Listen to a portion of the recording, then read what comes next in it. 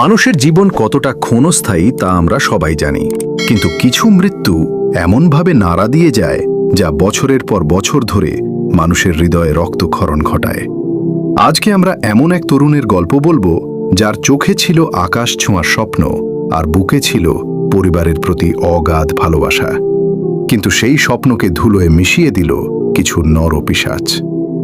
আমরা বলছি বান্দরবানের শিবলি সাদিক হৃদয়ের কথা, একটি নিষ্পাপ প্রাণ যাকে নির্মমভাবে কেড়ে নেওয়া হয়েছিল কেবল কিছু টাকার লোভে। বান্দরবান সদর উপজেলার রাজবিলা ইউনিয়নের সুলতানপুর গ্রাম। এই শান্ত পাহাড়ি গ্রামেই জন্ম শিবলি সাদিক হৃদয়ের। এইচএসসি পাশ করার পর যখন সমবয়সী অনেকেই উচ্চশিক্ষার জন্য শহরে পাড়ি জমাচ্ছিল, হৃদয় তখন ভাবছিলেন ভিন্ন কিছু। তিনি জানতেন তার বাবা মোহাম্মদ শফি দিনরাত পরিশ্রম করেও সংসার চালাতে হিমশিম খাচ্ছেন। বড় ছেলে হিসেবে হৃদয়ের মনে এক ধরনের দায়বদ্ধতা কাজ করত। তিনি চেয়েছিলেন নিজের পায়ে দাঁড়িয়ে বাবা মায়ের কপালে দুশ্চিন্তার রেখা মুছে দিতে। তাই তিনি বাড়ির অদূরে সেলফি হিল এলাকার একটি মুরগির খামারে ম্যানেজারের কাজ নেন। কাজটা খুব একটা সহজ ছিল না, দিনরাত খামারে সময় দিতে হতো, কিন্তু হৃদয়ের মুখে সবসময় হাসি থাকত। তিনি ভাবতেন এই পরিশ্রমই একদিন তার পরিবারকে একটি সুন্দর ঘর দেবে, ছোট ভাই বোনদের পড়ার খরচ যোগাবে। কিন্তু ভাগ্য যে তার জন্য অন্য এক নিষ্ঠুর চিত্রনাট্য লিখে রেখেছিল, তার হৃদয় কিংবা তার পরিবার কেউই কল্পনা করতে পারেননি। 2023 সালের 28শে আগস্ট। পাহাড়ের বুকে তখন ঘুটঘুট অন্ধকার আর ঝিঁঝি পোকার ডাক। সারাদিনের হাড় ভাঙা খাটুনি শেষে হৃদয় খামারের ছোট্ট ঘরটিতে ঘুমিয়ে পড়েছিলেন। রাত তখন আনুমানিক 1:30 মিনিট, চারিদিকে নিস্তব্ধতা। ঠিক তখনই একদল সশস্ত্র লোক খামারের দরজা ভেঙে ভেতরে ঢুকে পড়ে। তারা সংখ্যায় ছিল 4 থেকে 5 জন। ঘুমন্ত হৃদয়কে কোনো কিছু বুঝে ওঠার সুযোগও দেয়নি তারা। অস্ত্রের মুখে জিম্মি করে তাকে গহীন পাহাড়ের দিকে টেনে নিয়ে যাওয়া হয়। যাওয়ার সময় হৃদয় হয়তো বারবার তার পরিচিত শ্রমিকদের নাম ধরে ডেকেছিলেন, হয়তো ভেবেছিলেন কেউ তাকে বাঁচাতে আসবে। কিন্তু সেই রাতে মানবিকতা যেন পাহাড়ের গভীর খাদে হারিয়ে গিয়েছিল। অপহরণকারীরা তাকে নিয়ে এমন এক জায়গায় পৌঁছায় যেখান থেকে মানুষের কোনো চিৎকার লোকালয় পর্যন্ত পৌঁছানো সম্ভব ছিল না। পরদিন সকালে যখন হৃদয়ের মা ছেনোয়ারা বেগম তার ছেলের ফোনে রিং দিলেন, তখন ফোনটি বন্ধ পাওয়া গেল। ভেবেছিলেন হয়তো নেটওয়ার্কের সমস্যা, কিন্তু দুপুর গড়িয়ে বিকেল হলেও যখন হৃদয়ের কোনো খবর মিলল না, তখন সারা পরিবারে অস্থিরতা শুরু হলো। খামারে গিয়ে জানা গেল গত রাত থেকেই হৃদয় নিখোঁজ। এর 2 দিন পর হৃদয়ের বাবার ফোনে একটি অচেনা নম্বর থেকে কল আসে। কর্কশ কণ্ঠে ওপাশ থেকে বলা হয়, তোর ছেলে আমাদের কবজায় আছে, তাকে জীবিত দেখতে চাইলে 2 লাখ টাকা রেডি কর। একজন সাধারণ দিনমজুর বাবার কাছে 2 লাখ টাকা তখন আকাশের চাঁদ হাতে পাওয়ার মতো কঠিন ছিল। শুরু হলো এক অসহায় বাবা মায়ের জীবন বাঁচানোর লড়াই। জমি বন্ধক রেখে মায়ের শেষ সম্বল গয়নাটুকু বিক্রি করে এবং আত্মীয় স্বজনের দ্বারে দ্বারে ঘুরে তারা সেইটি টাকা জোগাড় করলেন। তাদের মাথায় তখন কেবল একটিই চিন্তা, টাকা দিলেই তো আমার মানিক ফিরে আসবে। অপহরণকারীদের নির্দেশ অনুযায়ী হৃদয়ের বাবা মোহাম্মদ শফি একাই টাকা নিয়ে রওনা হন বান্দরবানের এক দুর্গম পাহাড়ি এলাকার দিকে। পাহাড়ের বাঁকে বাঁকে তখন মৃত্যু ভয়, কিন্তু সন্তানের টানে সেই ভয়কে তুচ্ছ করে তিনি এগিয়ে চলেন। নির্দিষ্ট স্থানে পৌঁছানোর পর অপহরণকারীরা তার সামনে আসেনি, বরং ঝোপের আড়াল থেকে নির্দেশ দিয়ে টাকাটি এক জায়গায় রেখে যেতে বলে। টাকা রাখার পর শফি সাহেব আকুল হয়ে ডেকেছিলেন, টাকা তো দিয়েছি বাবা, আমার ছেলেকে এবার দিয়ে দাও। কিন্তু ওপাশ থেকে কোনো সাড়া আসেনি। দীর্ঘক্ষণ অপেক্ষার পর তিনি খালি হাতে বাড়ি ফিরে আসেন। বাড়িতে অপেক্ষায় থাকা মা ছেনোয়ারা বেগম যখন দেখলেন স্বামী একা ফিরেছেন, তখন তার বুকের ভেতরটা যেন হাহাকার করে উঠল। সেই রাতটি ছিল তাদের জীবনের দীর্ঘতম এবং যন্ত্রণাদায়ক রাত। টাকা পাওয়ার পর অপহরণকারীদের ফোন নম্বরগুলো স্থায়ীভাবে বন্ধ হয়ে যায়। পরিবারের কাছে যে তখন পরিষ্কার হয়ে যায় যে তারা চরম প্রতারণার শিকার হয়েছেন। 11 দিন পার হয়ে যাওয়ার পর স্থানীয়দের সহায়তায় পুলিশ উমংচিং মারমা নামের একজনকে আটক করে। উমংচিং ছিল হৃদয়ের খামারেরই একজন পরিচিত মুখ। পুলিশের কঠোর জেরার মুখে সে যা স্বীকার করল তা শুনে থমকে গিয়েছিল গোটা বান্দরবান।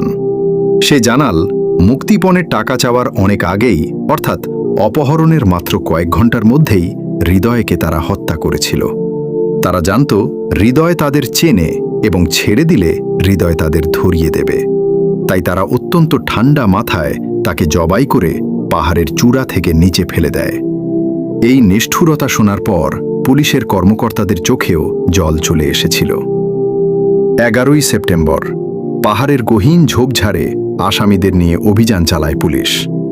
দুর্গম সেই খাদে নেমে তল্লাশি চালানোর সময় দেখা যায় বিভীষিকাময় এক দৃশ্য।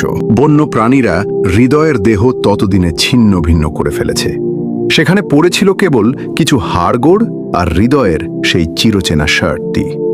মা ছেনোয়ারা বেগমকে যখন সেখানে নিয়ে যাওয়া হয়, তিনি তার সন্তানের সেই অবশিষ্টাংশ দেখে মাটিতে লুটিয়ে পড়েন।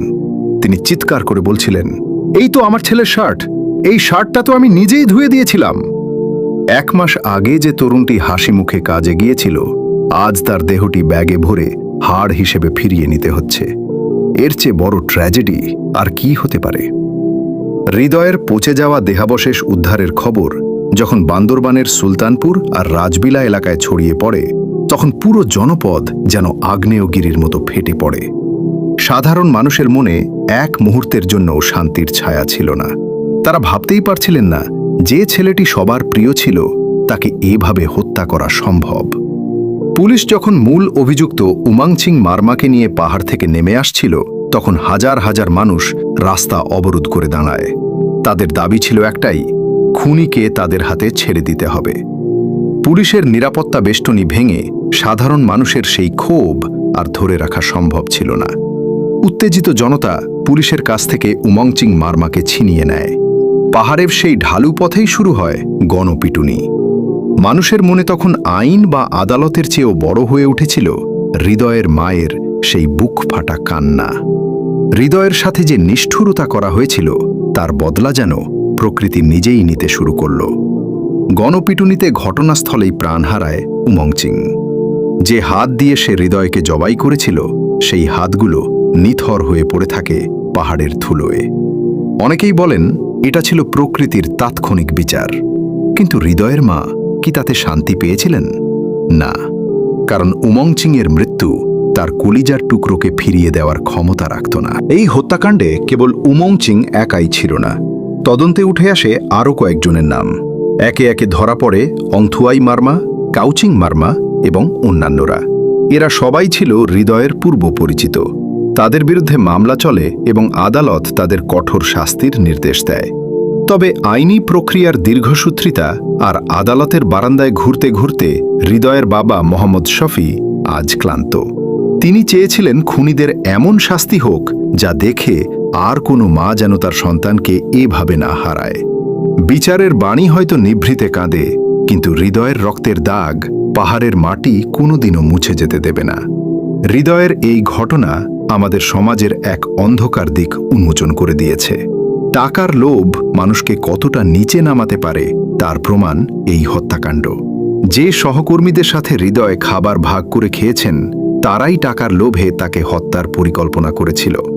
আমাদের পাহাড়ে শান্তি আর সম্প্রীতির কথা বলা হলেও কিছু নরপিশাচ সেই শান্তিকে বারবার বিঘ্নিত করে। হৃদয়ের আত্মত্যাগ যেন আমাদের শিখিয়ে দিয়ে যায়, বিশ্বাস করার আগে 10 বার ভাবা উচিত, কারণ সবথেকে কাছের মানুষটিও কখনো কখনো চরম ঘাতক হয়ে উঠতে পারে। শিবলি সাদিক হৃদয় আজ নেই। সে হয়তো আকাশের কোনো এক কোণে তারা হয়ে জ্বলছে, কিন্তু তার সেই স্বপ্নগুলো হারিয়ে গেছে বান্দরবানের গহীন অরণ্যে। এই কাহিনী কেবল একটি খুনের গল্প নয়, এটি একটি পরিবারের স্বপ্নভঙ্গের গল্প। ভিডিওটি শেষ করার আগে আপনাদের কাছে একটি অনুরোধ, আপনার আশেপাশের প্রিয়জনদের আগলে রাখুন আর দোয়া করবেন যেন হৃদয়ের মতো আর কোনো তরুণকে অকালে ঝরে যেতে না হয়।